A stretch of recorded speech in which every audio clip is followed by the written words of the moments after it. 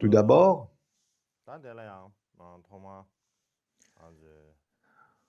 euh, au sublime Diezer Rinpoché qui préside et protège ces grands Kagumon Lam, ainsi que aux maîtres spirituels, Lama Kempo, amis spirituels, de la même façon que à toute la communauté monastique qui s'est rassemblée, ainsi que pour tous les autres pratiquants venant du monde, tous les amis du Dharma, vous tous, je vous adresse mes salutations empreintes de souhait de bon augure.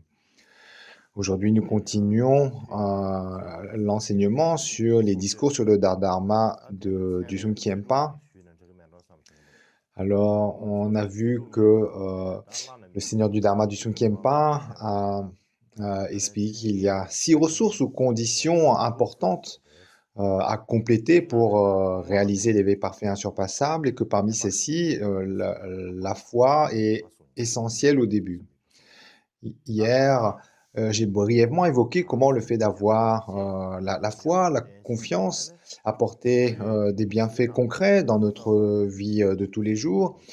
Ensuite, j'aimerais brièvement évoquer les bienfaits que la foi et la confiance apportent dans nos relations avec les autres, dans la vie sociale. Donc là également, brièvement évoquer ces bienfaits. Donc tout d'abord, premier bienfait, la foi et la confiance, elles constituent comme une colle invisible pour toutes les liens sociaux. Alors lorsqu'on parle de colle invisible, ce qui est signifié ici, c'est que dans notre vie quotidienne, en fait, elle repose d'une façon générale sur différentes formes de confiance. Par exemple, lorsqu'on va à l'hôpital, on y va parce que on a confiance dans le médecin qui va nous examiner. On a confiance qu'il ne va pas nous faire du mal, n'est-ce pas? C'est pour ça qu'on va à l'hôpital. De la même façon, lorsqu'on économise de l'argent, en fait, l'argent, c'est soit matériellement des bouts de papier, ou alors c'est juste des chiffres dans un compte en banque.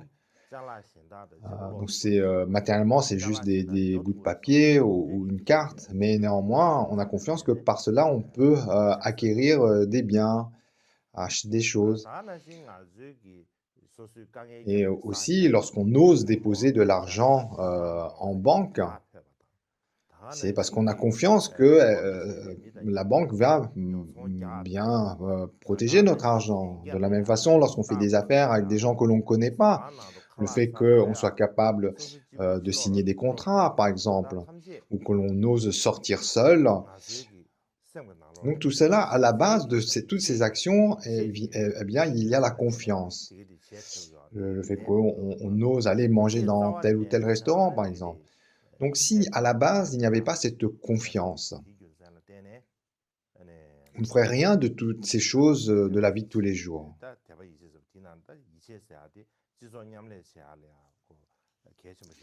Ensuite, deuxième bienfait, par rapport à la vie sociale, en fait, c'est comme ça qu'on construit notre identité. C'est par la foi et la confiance. Alors, comment expliquer ça? En fait, ce qui constitue notre idée, lorsqu'on dit nous, moi, etc., notre identité collective, elle vient du fait qu'on a confiance dans des valeurs communes, des idées communes. Et c'est de là que vient cette identité de nous. C'est comment on va s'identifier par rapport à un groupe social. Donc, par exemple, des personnes qui ont confiance dans une certaine science, eh bien, vont se rassembler et donc collaborer ensemble. De la même façon, si des personnes qui veulent mettre fin à une maladie, comme par exemple récemment le Covid, Ou alors, lorsqu'on a un objectif commun, comme la protection de l'environnement, euh, ça peut aussi être le fait d'avoir une croyance religieuse commune, comme par exemple la foi dans les trois joyaux ou le fait d'avoir un mode de vie comme le végétarisme. Au final, même par rapport à nous, peuple tibétain, notre conception des peuples de l'Amdo ou du Tibet central, elle vient de la conviction d'appartenir à un même groupe ethnique. La confiance, la conviction de partager des mêmes valeurs culturelles, traditionnelles. Et c'est en ce sens-là que l'on va s'identifier comme étant un peuple, comme étant partie d'un groupe ou tel autre groupe. Et troisième bienfait, par rapport aux relations sociales, c'est que c'est une boussole qui nous aide à être de bonnes personnes et à assumer nos responsabilités. De- Si on a la conviction, la confiance dans certaines valeurs, eh bien, on va pouvoir être droit, tenir nos responsabilités. Que quelqu'un d'autre en dehors de nous nous observe ou pas. Certaines personnes, par exemple, font du bon travail, ils sont capables de respecter les règles, qu'ils sont seuls ou au milieu de la foule. Et la raison est que ces personnes, elles ont confiance en ces valeurs, en ces règles. Et cette confiance, elle peut prendre différentes formes. Euh, le fait d'avoir la confiance, la conviction que telle ou telle action sont bonnes, telle ou autre action sont mauvaises. On peut aussi avoir la confiance, la conviction que les êtres éveillés, comme le Bouddha, nous observent, qu'ils sait ce que l'on fait, et par conséquent, donc, nous-mêmes, on a cette capacité à avoir une conduite responsable, à savoir bien nous comporter, en privé comme en public. Et comme ça, donc, il y a cette capacité à pouvoir produire de bons résultats, d'avoir un bon comportement, euh, quelles que soient les circonstances. D'autres personnes, par exemple, ont la confiance qu'il y a un jugement équitable dans la vie et que donc il est important de savoir bien se tenir, euh, etc. Donc, à la base, au final, notre bon comportement en société, elle tire également sa source dans la confiance, dans la foi.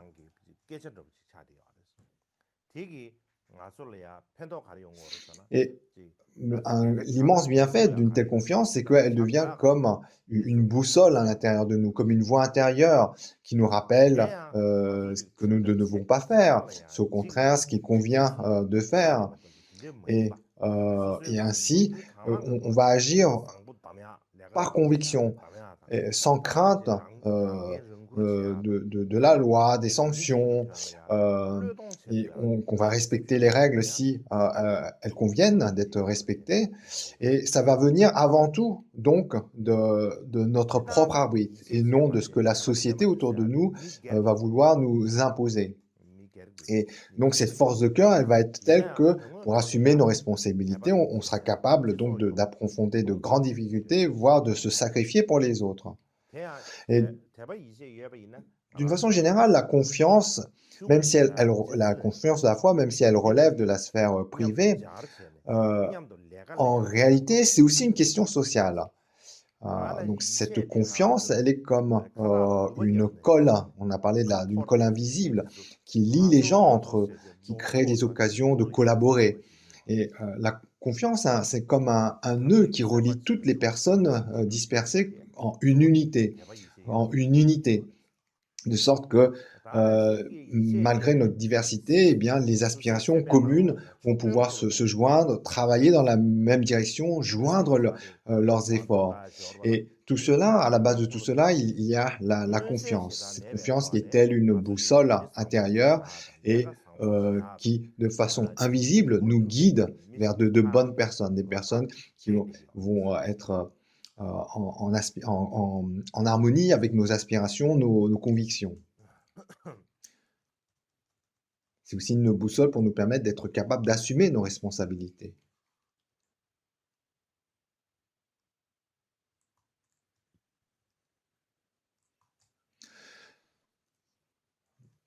Et par conséquent, au niveau de la société,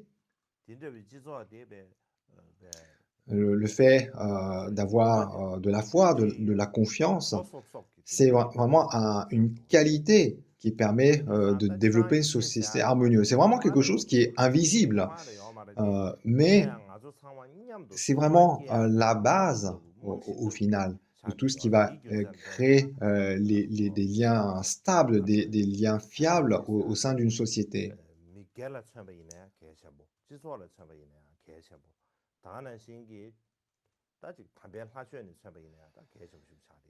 Donc, ceci dit, continuons sur l'enseignement de Dusum Khenpa. Donc, ces 6 caractéristiques pour atteindre rapidement l'éveil. Donc, dans cette œuvre,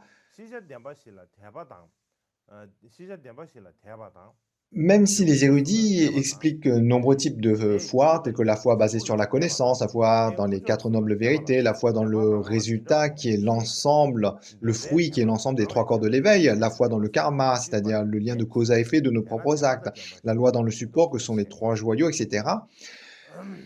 Il est enseigné que qu'il y a de nombreux différents types de foi. Néanmoins, aucune de ces différents types de foi n'est pas inclue dans les 3 formes de foi. La foi de l'aspiration, la foi sincère et la foi de conviction. Il est important donc de se doter de ces 3 formes de foi. Alors, il se peut que certains érudits se disent la sagesse est ce qu'il y a de plus important. Par conséquent, donc, l'étude est ce qu'il y a à mettre en priorité. Certes, certains érudits peuvent s'exprimer de cette façon, mais si à la base, il n'y a pas la foi, la conviction, eh bien, certaines personnes en étudiant peuvent comprendre la philosophie bouddhiste.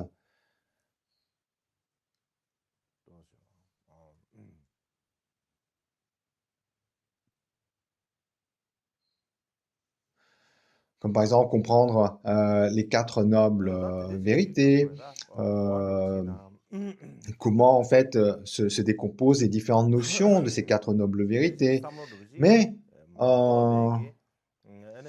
s'il n'y a pas la foi et la conviction, eh bien, on aura étudié ça, on se dira simplement que c'est ce qui est enseigné ici. Donc ceci, ça signifie ça, telle vérité signifie ça, cette idée signifie ça, etc. On aura l'idée, mais par manque de foi, de conviction, il sera difficile de se dire « Oh, ce que je suis en train d'étudier, c'est extrêmement important. Je dois mettre cela en pratique à partir d'aujourd'hui. » Et si on ne met pas ça en pratique, au final, toute cette connaissance qu'on a eue, c'est comme si on ne l'avait pas. C'est là que le problème se pose.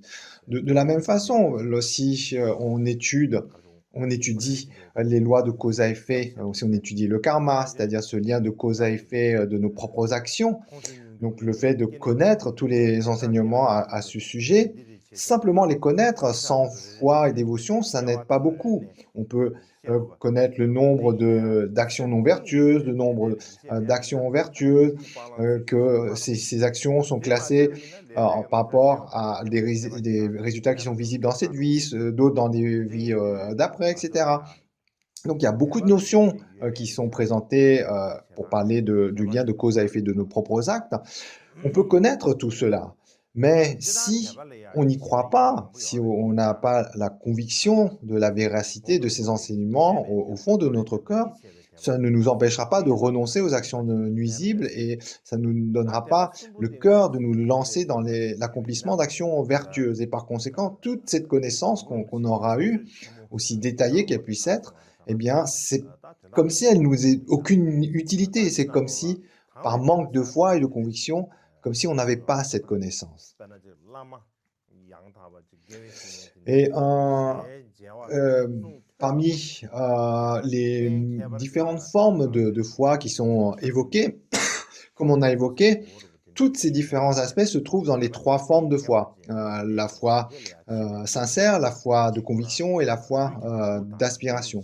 Et pour les identifier, eh bien, référons-nous au grand discours sur le dharma de Gampopa. Donc il est dit La première, la foi sincère, lorsque nous voyons le visage du Maître, le véritable ami spirituel, ou que nous entendons ses paroles, ou lorsque nous sommes devant un support extraordinaire qui représente les trois joyaux, c'est la foi qui s'exprime simplement par le fait d'avoir la chair de poule ou les larmes aux yeux. Euh, donc là, ce qui est dit, évoqué ici, c'est par exemple lorsque l'on rencontre un maître authentique, ou lorsqu'on entend de lui des enseignements, ou alors, ici on parle d'un support extraordinaire, donc ce sont comme une représentation extraordinaire d'une statue du Bouddha, ou le fait d'être sur les monuments de Bodh Gaya, etc. Et donc, à partir du moment, dans ces situations, lorsqu'on ressent une forme de foi, donc c'est une foi qui est comme spontanée, on appelle ça la foi sincère. Ensuite, la deuxième foi, c'est la foi de la conviction.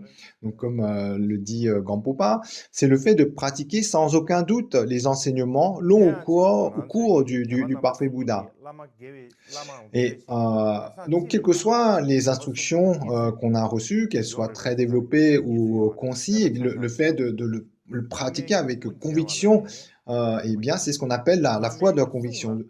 Quant à la troisième, la foi de l'aspiration, parfois appelée la foi du désir ardent, eh bien, lorsque l'on pratique le dharma également, que ce soit un dharma extensif ou concis, c'est le désir ardent que le résultat purifie rapidement nos obscurcissements, le désir d'atteindre avec certitude les qualités et le bonheur des royaumes supérieurs et de la libération.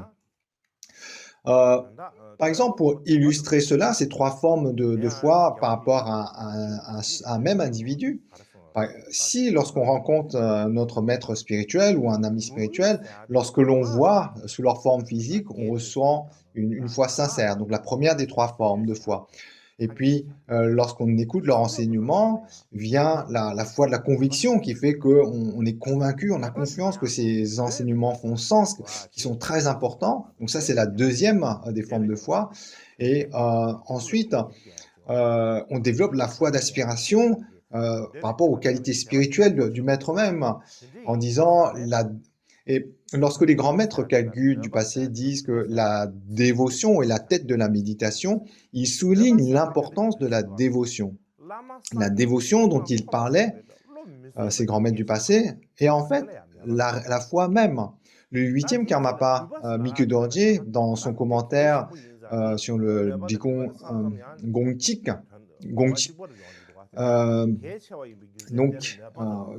voilà la citation.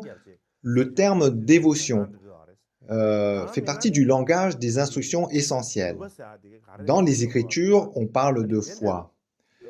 Même dans la foi, s'il vous manque la foi d'aspiration, donc la troisième, les autres types de foi ne suffiront pas. Par conséquent, le désir insoutenable d'atteindre l'éveil du maître Bouddha, c'est ce que l'on appelle la dévotion.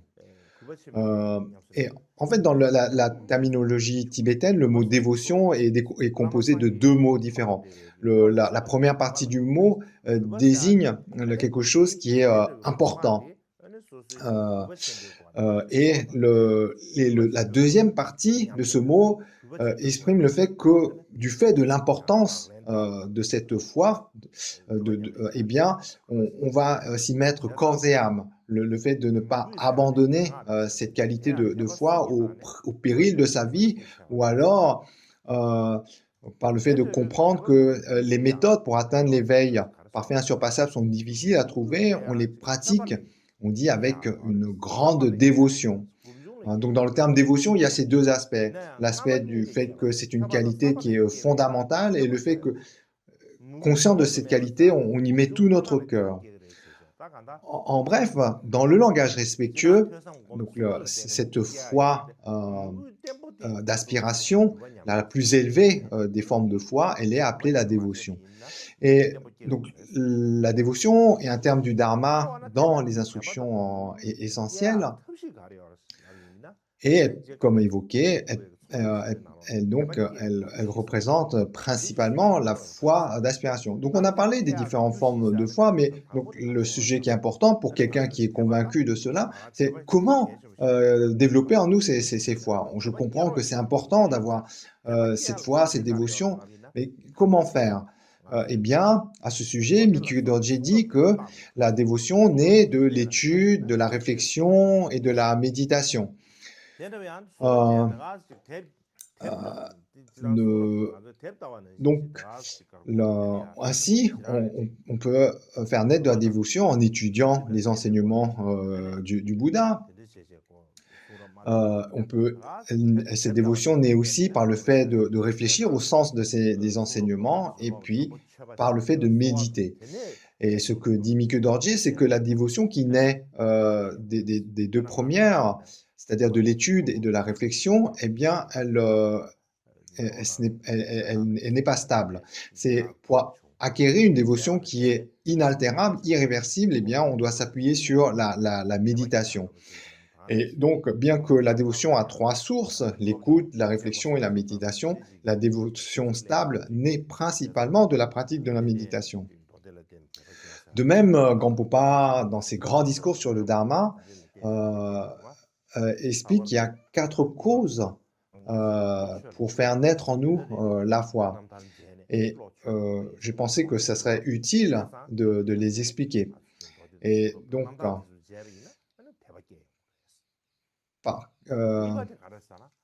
parmi ces quatre causes qui font naître la foi, la première, c'est la foi qui découle des sutras commencés. Et là, donc, notamment, pour avoir la conscience de la préciosité des textes que l'on étudie, parce que d'une façon générale, les textes qu'on étudie, c'est sous forme de livres, donc on peut ne pas éprouver une dévotion particulière par rapport à des livres, à des textes. Et donc, pour cela, eh bien, l'enseignement dit qu'il faut faire des offrandes et faire des prières. Donc, par exemple, moi, en ce qui concerne, ou d'une façon plus générale, dans la tradition bouddhiste, avant d'aborder une œuvre, eh bien, on va présenter l'importance de cette œuvre. Comme par exemple, avant d'aborder les enseignements de Milarepa, eh bien, on va présenter qui est Milarepa, quelle est sa vie. Et de cette façon, en fait, on va éprouver de la foi, la prise de conscience que ce qu'on va étudier est très important. Donc, premier point, le fait d'étudier les enseignements comme les sutras ou la vie des maîtres passés, etc. Donc, permet de faire naître la foi, la dévotion. Le deuxième cause, c'est le fait de fréquenter des amis qui ont foi. Il est dit, être avec de l'indigo vous rend bleu, être avec l'ocre rouge vous rend rouge. Et donc là, ce qui est évoqué ici, lorsqu'on parle d'indigo et rouge, en fait, les termes utilisés sont les termes dans la peinture traditionnelle, termes de pigments. Et l'idée ici, c'est que si on fréquente des amis qui ont de la foi, ça va nous aider à avoir de la foi. Si à l'opposé, on fréquente des amis sans foi ni loi, eh bien, ça va constituer un obstacle. Troisième cause de dévotion, c'est le fait de suivre un véritable ami spirituel. Si on est capable de voir un véritable ami spirituel qui sait comment pratiquer sans enfreindre aucun dharma, eh bien, le fait de fréquenter une telle personne, ça va développer de la foi en nous. Et le quatrième, c'est le fait de méditer sur la mort et l'impermanence. Alors, on peut aussi développer la foi en méditant sur la loi de cause à effet de nos propres actes, mais elle est particulièrement difficile dans la mesure où c'est un peu abstrait, alors que le fait de méditer sur la mort et l'impermanence, là, c'est vraiment parlant, parce qu'il y a des éléments dans notre vie que l'on peut observer manifestement. La mort, l'impermanence, vraiment, ça entoure notre vie, c'est autour de nous. Tous les jours, on peut être spectateur de cela. Et le fait notamment de se dire que le moment de la mort est incertain, qu'on n'a pas le temps, qu'on mourra bientôt et que rapidement on connaîtra manifestement l'impermanence, être convaincu de cela va développer en nous de la foi. Et là-dessus, Gampopa continue en décrivant donc la mesure ou des signes que d'une telle foi naît en nous. Donc ce qui est dit dans les grandes lignes, par la compréhension de la mort et de l'impermanence, on se révolte contre l'attachement à ce monde. Par la conviction dans le karma, le lien de cause à effet de nos propres actes, on est méticuleux à ne pas commettre d'actes nuisibles et à accumuler des actions vertueuses. On est persévérant dans les pratiques d'accumulation et de purification et on ne fera rien d'autre que le dharma, on ne pensera à rien d'autre que le dharma. Donc quiconque fait naître en lui une telle foi, eh bien, connaîtra ces expériences. Donc voilà en résumé. Ensuite, après avoir parlé de la foi, le seigneur du Dharma du Sumkempa dit que la caractéristique importante suivante, c'est la sagesse. Donc, pour suivre le texte, cependant, même si vous avez la foi, rien ne se passera sans sagesse. C'est pourquoi la sagesse est extrêmement importante. Les érudits parlent de ceux qui ont des facultés limitées et qui suivent la foi. Si vous manquez de sagesse, même si vous voulez enseigner le dharma, vous ne le pourrez pas. Même le fait de se dire « ceci est la chose à accomplir sans le moindre doute » sera difficile. Et les faux maîtres spirituels n'auront aucune difficulté à nous tromper. Donc ça, c'est l'extrait de l'enseignement. Et ici, le seigneur du Dharma du Sumkempa montre que même si la foi est nécessaire, il est important que cette foi soit accompagnée de la sagesse. Et il établit cela d'une part par le raisonnement et d'autre part en citant des sources qui font autorité dans les Écritures.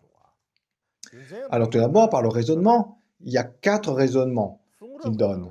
Le premier est si entre avoir simplement de la foi et la dévotion, quel est le plus important? Eh bien, c'est le fait d'avoir la foi et la sagesse. La foi et la sagesse est plus important que la foi seule. Comme on a évoqué déjà, la foi est importante, mais sans sagesse, il y a des défauts. Donc dans les textes, on parle donc de tels pratiquants qu'on dit qui ont des facultés limitées, qui ont la foi mais qui ont des facultés limitées. Et par exemple, si on utilise les langages de nos jours, on dit de façon un peu plus désobligeante, on parle d'une personne qui a une foi aveugle. Et donc, si on est quelqu'un qui a foi mais qui n'a pas de sagesse, on est comme donc, on va dire une personne de foi aveugle ou une personne qui a foi mais dont ses facultés sont complètement endormies ou obscurcies. Et par conséquent, même si la foi est importante, il est plus important d'avoir à la fois la foi et la sagesse. Donc ça, c'est le premier raisonnement. Deuxième argument est que sans sagesse, donc alors là, dans la façon dont le texte est écrit, il y a 2 façons de l'interpréter. Mais ici, le sens, à mon avis, qu'il faut comprendre, c'est que si une personne manque de sagesse, eh bien, il n'y a pas de possibilité de transmettre le dharma, dans le sens où la personne qui reçoit les enseignements par manque de sagesse ne va pas être apte à recevoir, à comprendre ces enseignements. Et de l'autre côté, le maître qui enseigne, eh bien, il va se trouver dans une situation de ne pas pouvoir communiquer les moyens des enseignements à ce disciple qui manque de sagesse. Donc c'est dans ce sens-là qu'il faut comprendre. Ça veut dire que par manque de sagesse, il n'y a pas de moyen de transmettre les enseignements aussi bien du côté de l'enseignant que du côté du disciple. Et la troisième raison est que si on pense devoir accomplir une action juste qui a un sens, donc s'il n'y a pas de sagesse, c'est comme ne pas avoir la méthode, ne pas savoir comment faire. Et là, il y a le risque, le grand danger que, au final, ce que l'on pratique va à l'encontre de nos aspirations. La quatrième raison est que si on a la foi, la confiance dans les enseignements, si on n'a aucune formation ou aucune familiarité avec ces enseignements même, on ne sera pas en mesure de reconnaître un maître qualifié, un ami spirituel authentique. Et on court donc le risque d'être facilement trompé et d'être induit en erreur par des faux amis spirituels. Et par conséquent, pour éviter cela, la foi seule ne suffit pas, la sagesse est nécessaire. Ensuite, pour prendre des sources qui font autorité, dans les Écritures, qu'est-ce qui est dit? Le maître Akshayamati dit le Bouddha a enseigné tous ces éléments en vue de la sagesse. Donc ici, ce qui est dit dans cette citation, donc le maître Akshayamati, dans cette citation, il dit l'important. En fait, on parle des 6 perfections transcendantes dans le contexte, et ce qui est dit ici, c'est que de ces 6 perfections transcendantes, la plus importante, c'est la sagesse. Et en fait, le maître Akshayamati n'est rien d'autre que Bodhisattva Shantideva. Et notamment dans l'œuvre intitulée Le chemin de la vision de la réalité telle qu'elle est, composée par le maître indien Shnana Vajra, qui se trouve dans la collection des Tengyur. Il parle également du noble maître Akshayamati. Et puis, donc il parle également dans un passage du Bodhicharyavatara, la marche vers l'éveil, enseigné par le maître Akshayamati. Donc, on dit, non, en fait, dans ce passage du Tengyur, il est dit que c'est le maître Akshayamati qui a enseigné le chapitre de la sagesse qu'on retrouve dans la marche vers l'éveil, dans le Bodhicharyavatara. Et donc, tout ça, en fait, tous ces éléments pour dire que le maître Akshayamati, en fait, c'est un autre nom de Shantideva.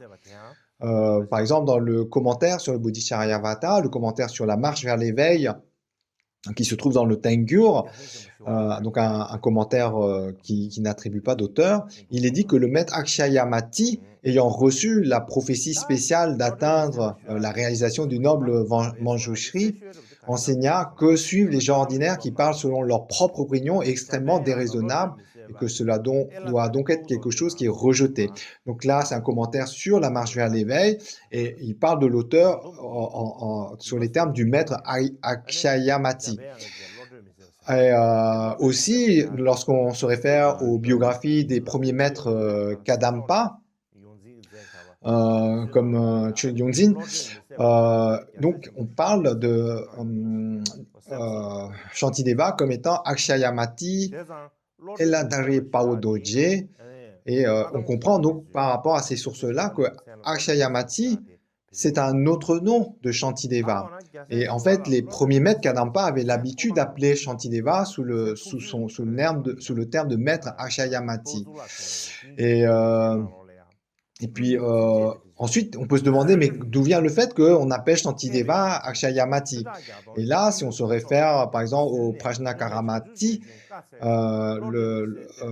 donc si on se réfère c'est une personne, c'est un maître, au maître Prajnakaramati, dans son grand commentaire sur la marche vers l'éveil, intitulé Pajnika. Donc là, il est dit, donc il y a une louange qui dit il surpassait l'assemblée des océans des êtres avec des centaines de milliers de grands érudits panditas. Il donna un traité sans précédent sur la conduite des bodhisattvas et fut loué comme Akshayamati. Je m'incline devant lui.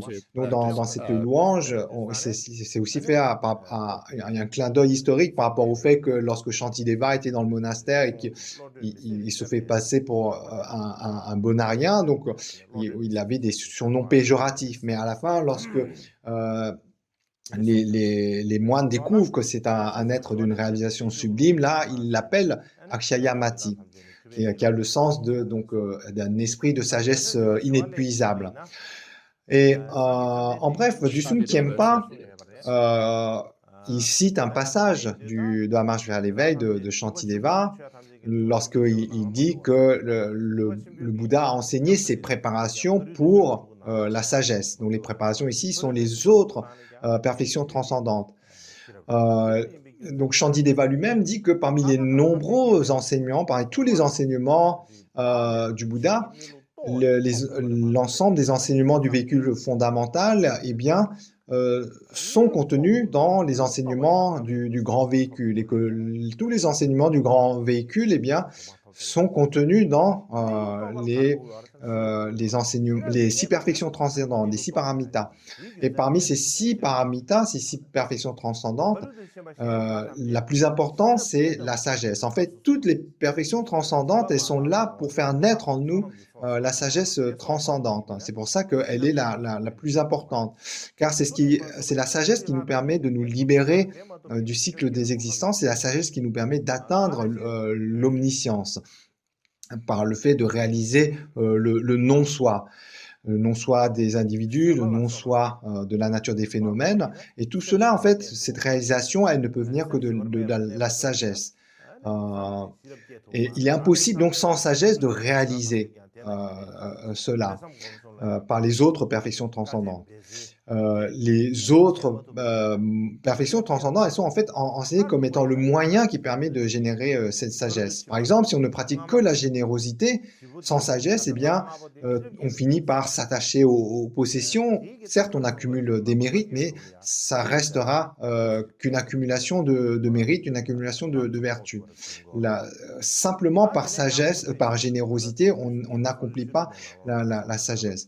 Mais en revanche, toutes ces perfections, elles aident, elles sont des biais pour réaliser la sagesse. Par exemple, si on ne se contente que de pratiquer la conduite éthique, la deuxième perfection transcendante, eh bien, ça va faire le fruit de cela, c'est l'obtention d'une existence supérieure parmi les dieux ou les humains. Mais c'est c'est la discipline seule, même si elle a beaucoup de bienfaits, elle nécessite la sagesse. De la même façon pour les autres perfections transcendantes. Néanmoins, donc, cette sagesse, aussi importante qu'elle est, elle s'appuie vraiment sur les autres perfections transcendantes. Comme par exemple, si on n'a pas de discipline éthique, l'esprit ne peut pas demeurer en paix, et si l'esprit ne peut pas demeurer en paix, impossible de générer la sagesse transcendante. De la même façon, sans patience, sans diligence, sans méditation, on ne peut pas endurer et appliquer les enseignements, développer les qualités nécessaires pour faire germer cette sagesse au sein de notre cœur. Et par conséquent, ce qu'on voit au final dans la façon dont les 6 perfections transcendantes sont présentées, c'est que la sagesse s'appuie sur les autres perfections transcendantes, mais le but ultime des autres perfections transcendantes, c'est vraiment de générer cette sagesse. Et d'ailleurs, on parle de sagesse transcendante. Le terme transcendant, en fait, il vient de la sagesse. Donc, comme il est dit dans le texte, c'est pourquoi ceux qui souhaitent mettre fin à la souffrance du samsara génèrent la sagesse. Sans sagesse, eh bien, donc les autres perfections sont comme aveugles, comme sans guide, et ne peuvent donc à elles seules réaliser l'éveil parfait et insurpassé. En revanche, si toutes les autres perfections transcendantes sont imprégnées de sagesse, eh bien là, elles ont le regard et elles obtiennent le nom de sagesse transcendante, de transcendante. On parle de générosité transcendante, conduite éthique transcendante, patience transcendante, etc. Le qualificatif de transcendant vient de la sagesse. C'est la sagesse qui permet de transcender tout cela. Toute vertu accomplie sans sagesse est comme une personne aveugle de naissance qui n'a pas de guide. Donc, ces actes, même si elles sont bénéfiques, temporairement bénéfiques, elles ne peuvent être une cause qui mène à l'éveil parfait et insurpassable. En fait, le nom de transcendance, elle vient vraiment de la sagesse. Comme c'est présenté dans la marche vers l'éveil, donc, si on désire ne pas souffrir, qu'on désire le bonheur, il faut générer la sagesse. Et même si on ne désire que le bonheur dans cette vie, même le bonheur temporaire nécessite le fait de savoir abandonner ce qui est négatif, adopter ce qui est sain, vertueux et sain. Donc, ça nécessite de la sagesse, du discernement. Et au final, si on veut abandonner la souffrance jusqu'à sa racine, réaliser l'éveil parfait, insurpassable, un bonheur qui est inaltérable, eh bien, cela nécessite la sagesse.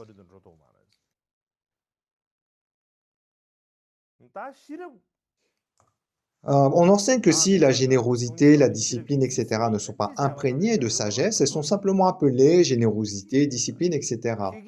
Heu, la raison est que sans, sagesse comme compagnon, eh bien, ces qualités à elles seules ne permettent pas de transcender, d'aller vers l'autre rive du cycle des existences.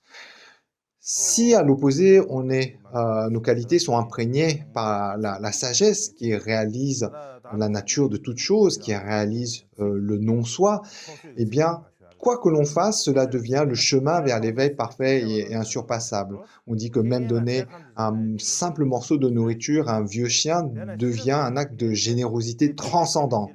La sagesse est donc extrêmement, importante et là-dessus, la sagesse, ordinaire ou mondaine ne suffit pas. Il faut, une sagesse qui se base sur, l'étude des enseignements, sacrés, sur leur réflexion et sur la méditation. Et c'est dans ce sens-là que, dans les souhaits du Mahamudra du Karmapa Rongjung Dorje, au départ, il y a ce fameux quatrain qui parle, des montagnes enneigées avec, les pensées et les actes purs et qui mènent vers l'océan des 4 corps, des vainqueurs. Si il n'y a pas cette, sagesse, même si on est capable d'actes de grande générosité, eh bien, cette générosité n'égalera pas la générosité aussi modeste que celle de donner un peu de nourriture à un vieux chien, mais qui serait, habitée, imprégnée par la sagesse, transcendante. Donc le fait que cette sagesse transcendante soit présente ou non est extrêmement important. C'est le but dans l'enseignement. En général, il y a plein de formes de sagesse, mais ici, on parle de la sagesse transcendante, de celle qui vient de l'étude des textes sacrés, de la réflexion du sens de ces enseignements et de la méditation. Et notamment, pour illustrer cela, sur la base de la sagesse qui est issue de l'étude, des enseignements, sacrés, eh bien, on reconnaît, la cause de la souffrance comme étant dans nos propres perturbations, mentales, et que par conséquent, toutes les erreurs qu'on a pu accumuler, toutes les négativités, heu, on arrive à les reconnaître comme étant pas de la faute, d'autrui, mais comme étant, liées à nos propres perturbations, mentales. Ensuite, la sagesse qui naît de la réflexion, celle-ci, eh bien, elle vient du fait d'avoir soigneusement réfléchi aux défauts que présentent nos propres perturbations mentales, qu'elles soient grandes ou petites, comment ces perturbations, mentales fonctionnent. Et à partir du moment où par la réflexion, on a bien vu comment tout cela, se fonctionne, comment ce système illusoire, fonctionne, et bien, et là, on va être capable de développer, la pleine conscience, la vigilance pour empêcher, ces perturbations mentales de prendre contrôle de notre entreprise. On va être capable de les réprimer et au final, par la sagesse qui naît de la méditation, non seulement on arrive à réprimer ces perturbations mentales, mais on comprend également qu'elles ne tirent leur force que de l'ignorance, de l'illusion, et à partir de ce moment-là, on arrive à s'en débarrasser complètement à la racine. Et ce sujet, nous le développerons à la prochaine session et pour aujourd'hui, nous en resterons là.